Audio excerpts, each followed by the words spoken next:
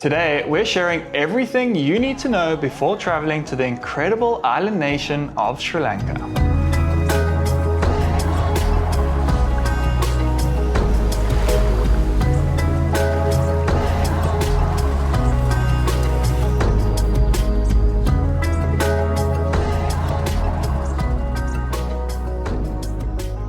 Claire and I recently spent 3 weeks exploring this beautiful country, and honestly, Sri Lanka completely surprised us.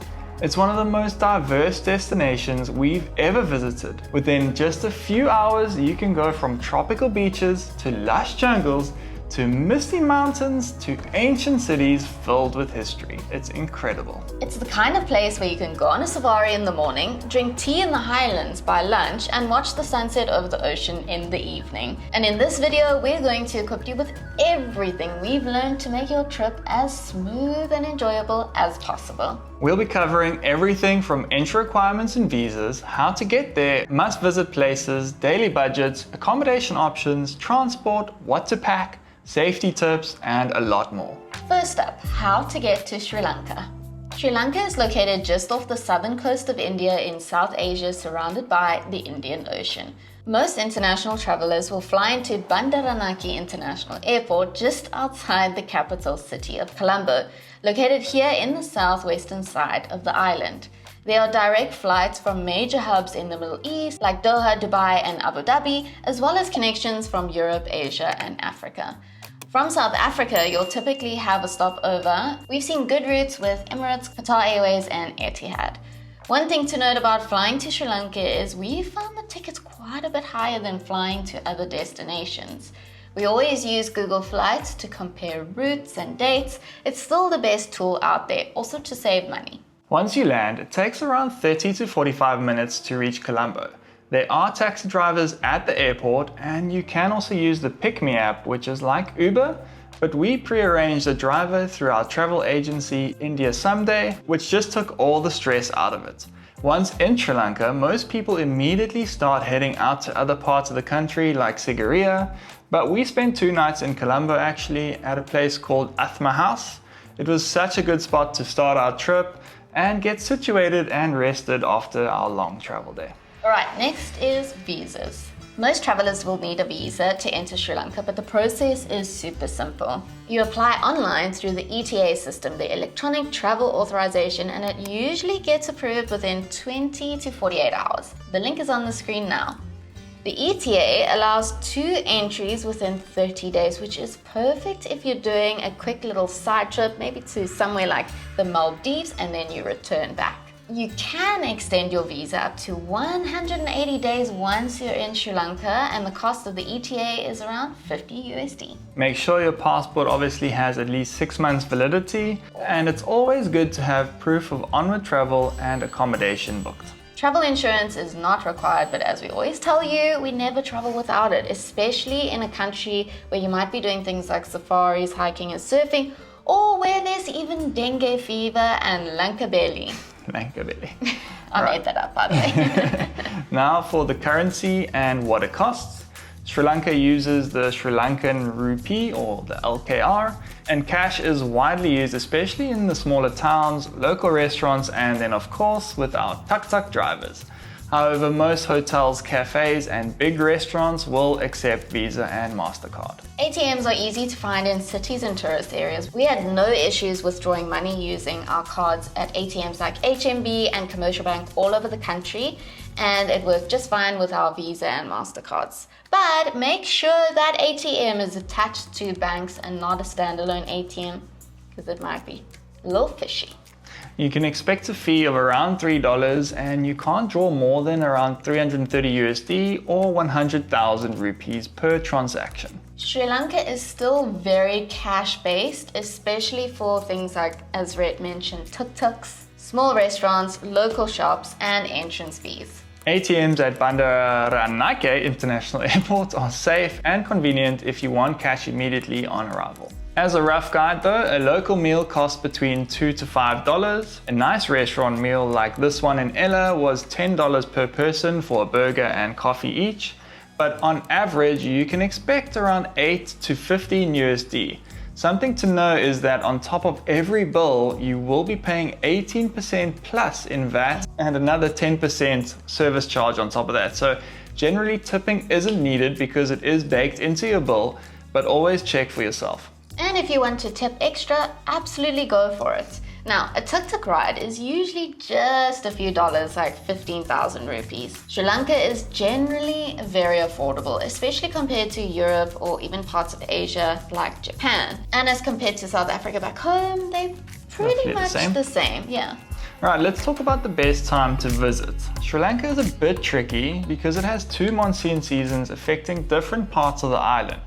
South and West Coast and Hill Country is best from December to April, and then on the East Coast it's best from May to September. So depending on when and where you're going, you can actually chase the sunshine. We visited in the off-season from late September to mid-October.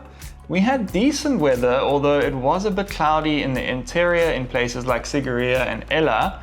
And then when we got to the coast in Hirikitiya, we were quite lucky because it was amazing weather. But by the time we moved on to Marissa and Weligama and Hikkaduwa in mid-October, it was a little bit rainy, although there was the odd sunny day here and there. So just be careful with the time of year that you go. Personally, I would tell you to go at the end of the year just to be safe.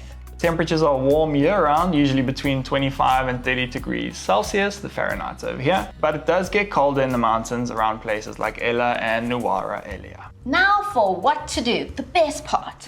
Sri Lanka is absolutely packed with things to do, and the country is a lot bigger than it looks on the map. Here are some must-visit highlights. Number one, absolutely Sigiriya, home to the iconic Lion's Rock. It's one of the most famous landmarks in the country, and climbing it at sunrise was truly unreal and pretty scary, to be honest. Worth it though. Then the next most popular thing is to take one of the most scenic train rides in the world from Kandy to Ella. We did it, but we did a smaller portion and got unlucky with the weather, but it is one of the things you have to do in Sri Lanka. Ella itself is a vibe. There's amazing waterfalls and the famous 9-arch bridge, which is totally not overrated and actually a wonderful experience. Then for wildlife, you have to go on a safari to either Yala National Park, Udawalawe National Park or Minaria for the elephants. We did Minaria for the elephants and you guaranteed views. It was beautiful, but so busy. And then Yala, we loved Yala. They have elephants, leopards, sloth bears, and so much more. And we were lucky because we ended up going into Block 5, which is a lot less busy. If you're into birds, there are some amazing birds there. Totally. And then finish off your trip on the South Coast, our favorite part of the whole country. And our absolute favorite destination was Hirikitiya. Oh my gosh, surfing, co-working, amazing cafes, and just awesome vibes. We could totally live there for a month, really. Definitely have to go back. Yeah. Then Marissa, there are backpacker and party vibes, but also apparently really good for families. No. Weligama has surfing, and that's pretty much all you do there. Yeah, there's tons of surfing schools. Yeah. Then Ahangama for some of the most beautiful beachfront hotels and Insta-worthy cafes. And then finally, Hikkaduwa. And I would personally say just travel to Hikkaduwa for our favorite jungle accommodation. We'll put it on the screen now. It was phenomenal. Unreal. But actually Hikkaduwa is famous for snorkeling and diving. So we've pretty much breezed over everything because we've actually created an entire 2-week itinerary video and a Sri Lanka top 10 video for you to watch for more details. They'll be linked up above. And please, if you're finding this video helpful, please hit the like button now. It really helps us get this video out and seen by more travelers like you. Thanks so much. Thank you. All right, now for what to pack. Pack light but smart. You'll want mosquito repellent, which is very important. Also, bring a universal adapter. We've got this little Epica, which was great, a really good buy. Sri Lanka uses type D, G, and sometimes M plugs. And if you're visiting temples, make sure you have clothing that covers your shoulders and your knees. Shoulders and knees for women, just knees for the mans. And then bring lightweight clothing because, wow, my friend, it is hot and humid. And then, of course, bring a little light jacket and maybe long pants because the mountain regions of Sri Lanka are pretty chilly. Then comfortable shoes for walking. And flip-flops, of course, for the beach, and then obviously your swimwear, your sunscreen, and a hat. This next one is pretty important for coffee lovers. You have to bring yourself an AeroPress machine. Really, if you like your coffee, you're going to struggle to find a good cup. We only found a good cup in Ella, I think. And maybe Hirakitia, but besides that, it's mainly tea-based place. Obviously, Ceylon is a type of tea that we all know, right? But it also used to be the name of Sri Lanka, the British colonial name. So you can imagine they are tea beforked. Obsessed. All right, now important SIM cards and internet. We used to spend a lot of time discussing this section regarding the prices for data and SIM cards, and even though they are available at the airport, we did not buy one on this trip, and in fact we haven't really purchased a local SIM card for any of our trips in the last 2 years. 3 years, I would say. And that's because we've discovered Holafly eSIMs and they have changed our lives. We always download an eSIM using the Holafly apps on our phones. It's so quick and easy. And the second we land in a new country, we have unlimited data to navigate ourselves around, let family know that we're safe, and also to know the currency of the country. As soon as you land and you're jet lagged, you don't know what's going on. You need your phone for that info. So for us, there's no more hunting for an airport SIM card, no removing our current SIM cards and potentially losing them, no roaming fees, and no more having to download foreign apps to top up when we run out of internet. It's just instant connection and unlimited the whole way through your trip. And here's the even better part.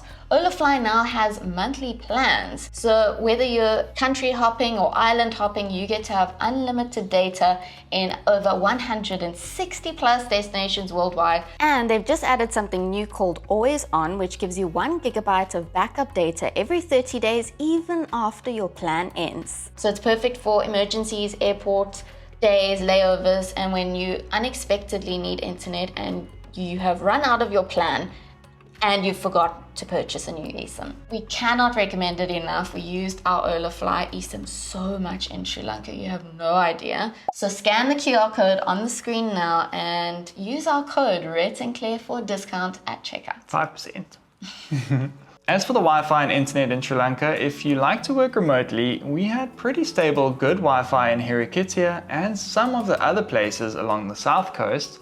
But in the interior, like Sigiriya and Kandy and Ella, for some reason, the internet was just not fast or reliable at all. Overall, don't expect the kind of Wi-Fi speeds that you can find in Thailand or Bali, for example. No plug at this point, but we used our Holafly eSIMs and hotspotted to our laptops to be able to do work because the Wi-Fi just wasn't as strong.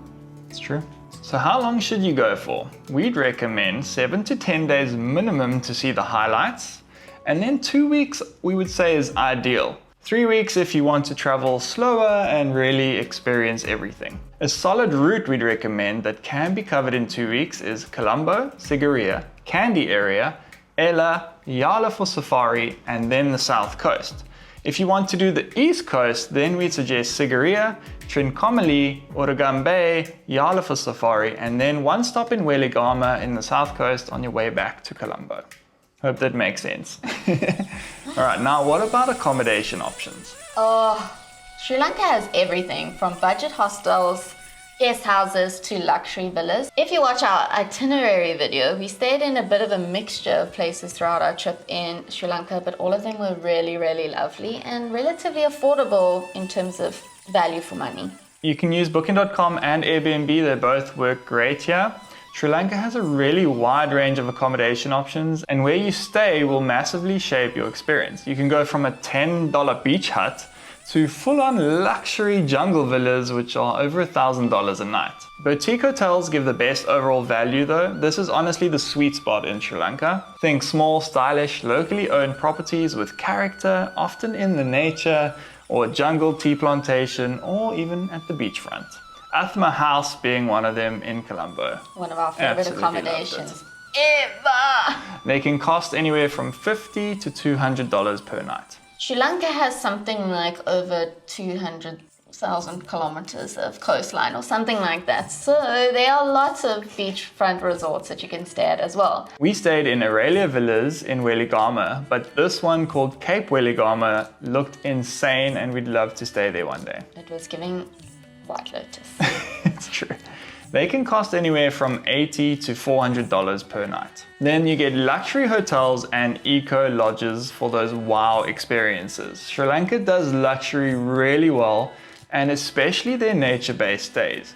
They can cost anywhere from $300 to $1,000 per night. If your budget allows, we'd really recommend at least 1 or 2 nights here. And then a solid is guest houses and homestays, which are best for budget and more for a local feel. And personally, our favorite. They can cost between $10 and $50 per night, and you'll often get home-cooked Sri Lankan meals, super friendly hosts, and local insights that you won't find anywhere online. Quality varies a lot, so always check recent reviews, and do note that a lot of restaurants and accommodation in Sri Lanka actually have inflated scores on Google. It's just something we picked up on there. It was hectic. You'll find nothing below 4.8. Everything's 5 stars. 100%. Fantastic. And then you'll get there and it's not quite a 4.8. Then obviously there is local hostels for more social and cheap stay. Those can be between $8 to $25 per night. The Sri Lankan hostel scene has grown quite a lot, especially the surf hostels on the coast. Overall, we found it to be a bit on the expensive side in Sri Lanka. Don't expect to pay the usual Southeast Asian prices you find in Thailand or Vietnam, but Sri Lanka is a more premium destination in all honesty. Alright, on to transport. Getting around is part of the adventure, must say. Trains are obviously the most iconic way to travel. If you've seen photos of Sri Lanka, chances are you've seen people hanging out of train doors in the mountains. That's the famous hill country train, and it's honestly one of the most beautiful train journeys in the world. But it doesn't connect every single spot on the island. The most popular route is Kandy to Ella, or the reverse. This takes you through tea plantations, waterfalls, misty mountains. It's pretty awesome. But be aware though, the trains are super slow and you can expect to be on them for over 6 hours depending on where you're going. Like we mentioned, we only did a small little tidbit of it just to get the experience. But there are 3 classes. First class is reserved seats and has air conditioning. This is the one we stayed in, but it comes with the downside of all the windows and doors being closed. So if you want to hang out of the train and take photos, you will need to book second class, which has the best balance. The windows are open and it's more authentic. Is there air conditioning in it? Don't remember. Don't think so, but you kind of don't need it. And then third class is by far the cheapest, but it can get very crowded and sometimes you may need to stand. And guys, the trip from Kandy to Ella is like 8 hours long, so you're gonna wanna avoid standing the whole trip. Especially if you book during peak hours or on weekends, you'll find a lot more locals on the train then, so you might wanna avoid that. The rough cost of the train is between $1 for the third class and up to about $15. The next way to get around is the private driver, which we think is the overall best option. This is honestly the most popular and practical way to travel Sri Lanka, especially if it's your first time visiting. It's the way we used mostly. You essentially hire a driver plus a car for your entire trip, and then you get door-to-door convenience, no stress with navigating or logistics. You can stop anywhere at viewpoints for photos or some food, which was really helpful. And the bonus is the drivers actually act as local guides, which really helps a lot. They also point you to the nearest toilet. And they can take photos for you. Oh, brilliant. Or you can become very good friends with them and have a FaceTime call with their daughter. Oh. This usually costs around $50 to $80 per day, depending on the distance and the vehicle that you choose. So you can contact our travel agency, India Someday, and they'll organize you the best drivers ever. Then of course there's the tuk-tuks, which are great for short distances and the fun of it. It's a classic Sri Lankan experience. They're also super cheap too, only a few dollars per ride, and you can hail these on the Pick Me app. Speaking of tuk-tuks, you can actually rent your own one and drive around the country. You do need a local permit, which is usually arranged by the rental company. And then of course, you need basic driving confidence because the roads can be chaotic and very windy. After having traveling around Sri Lanka, I don't know if I would recommend the tuk-tuk, guys. The buses scare the bejesus out of me.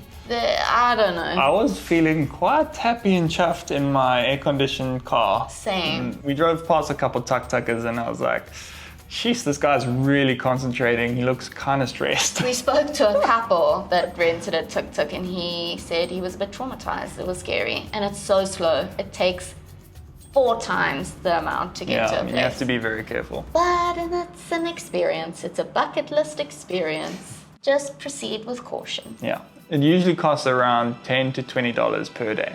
Right, now for language and culture. The main languages are Sinhala and Tamil, but English is widely spoken by locals in all the tourist areas. Sri Lankan people are incredibly friendly and welcoming, so don't be shy to go up to them and ask them for help for anything. If you get an answer with a sideways head bobble, don't be alarmed. This is common in Sri Lanka and in India, and it invariably means yes or okay.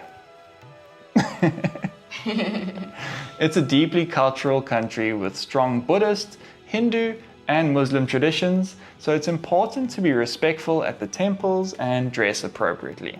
A small tip is using your right hand for giving and receiving items is considered polite in Sri Lanka. With that being said, though, you don't have to dress conservatively on the beaches or in more of the islandy coastal areas. You can feel totally comfortable in a bikini there. It's true. It's mainly just for visiting the temples and sacred places. Yeah. Because the men don't actually stare at you there. Alright, let's chat about what to eat and drink. Food is a highlight for sure. You have to try rice and curry. It's a daily staple featuring steamed rice with a variety of vegetable, fish or meat curries. And a bunch of a bajillion side dishes. I lost count of how many of these we actually ate. And I was really craving a burger at one point, so I remember that. Totally fair. Alright, then there's hoppers, which are bowl-shaped pancakes made from fermented rice flour, coconut milk, and sometimes an egg in the middle.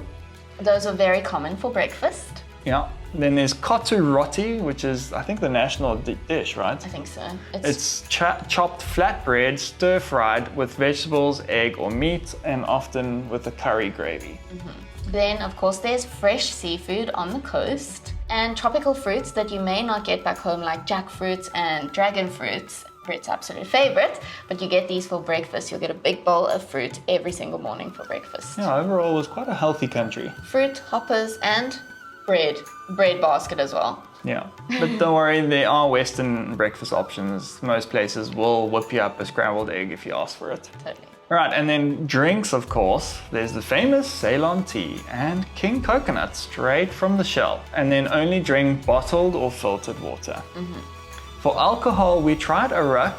It's a traditional distilled alcoholic drink made primarily from the fermented sap of coconut flowers. It's smooth and slightly sweet, and it's enjoyed neat, on ice, or mixed with a soda. It was a bit strong for us, so we definitely mixed a bit of Coca-Cola with it, but it's something worth trying. It was like the rum, right? Yeah, it was like a rum tasting. Yeah. Rum and whiskey mixed together. Then if you're into beer like me, I also always make a point of trying out the local beer in a country. And here, that is the Lion Lager. It was pretty good. Street food is safe to try in busy, clean stalls, and flavors are generally on the freaking spicy side.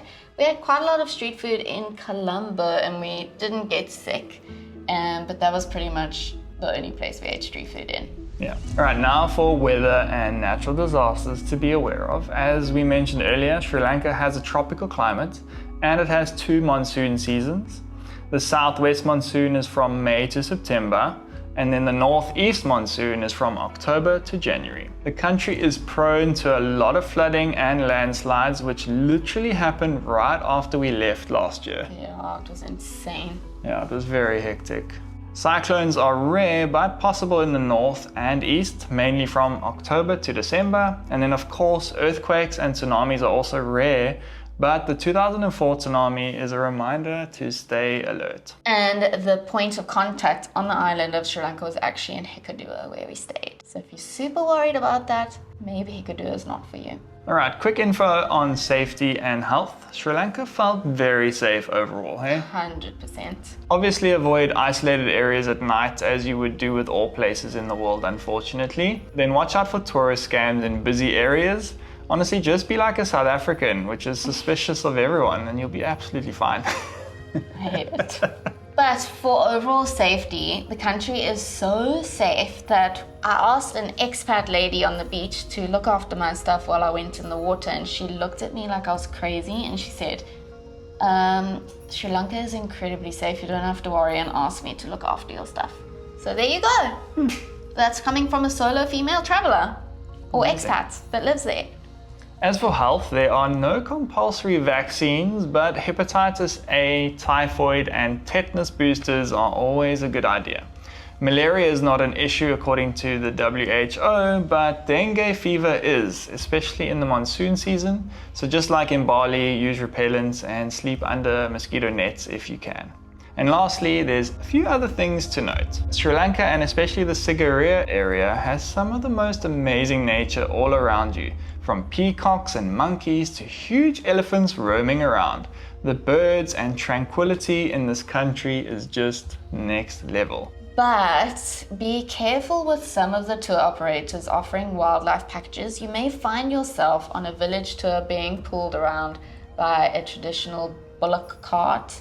It offers a glimpse into rural life, and we get it, but if you are sensitive to animal tourism and exploitation like we are, then just avoid tours like that. Speaking of exploitation, elephant riding is still a very real thing in Sri Lanka, sadly, just like it is in India and Thailand.